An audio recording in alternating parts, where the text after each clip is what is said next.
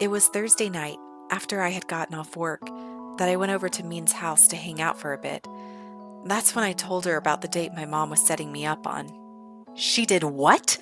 A blind date? Like, with who?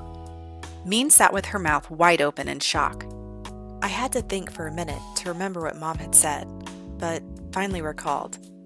Hakun Wong, I think.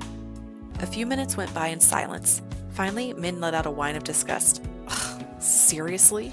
This guy is concerning. He doesn't even have a sim book. I can't find him anywhere. She threw her phone across the bed in agitation. When even is your date? She asked. I looked at her and let out a small, short laugh. Tomorrow night. After work. The night of the date arrived quicker than I had thought. Work was bustling since the weekend was approaching, so the kitchen was pretty backed up. I washed them as fast as I could, which made the time fly. I arrived outside the restaurant at the agreed-upon time and spoke with the receptionist. He informed me that Mr. Wong had already arrived and was waiting for me. At least he wasn't late. Finally, we stopped, and the receptionist gestured toward the table.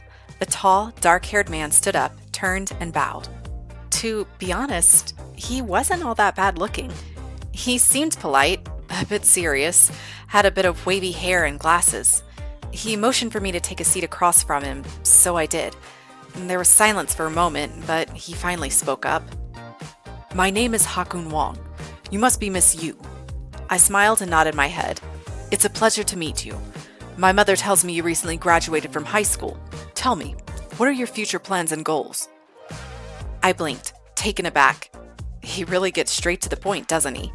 Well, better just roll with it. "Oh, I'm just working at a restaurant here in town right now.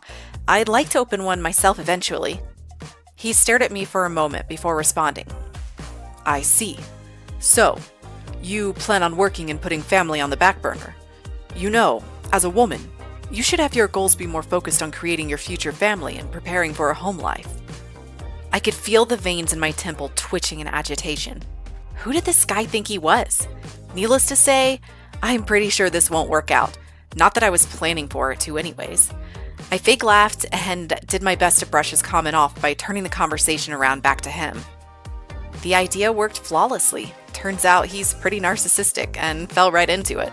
One thing was for sure though, I couldn't wait for this date to end.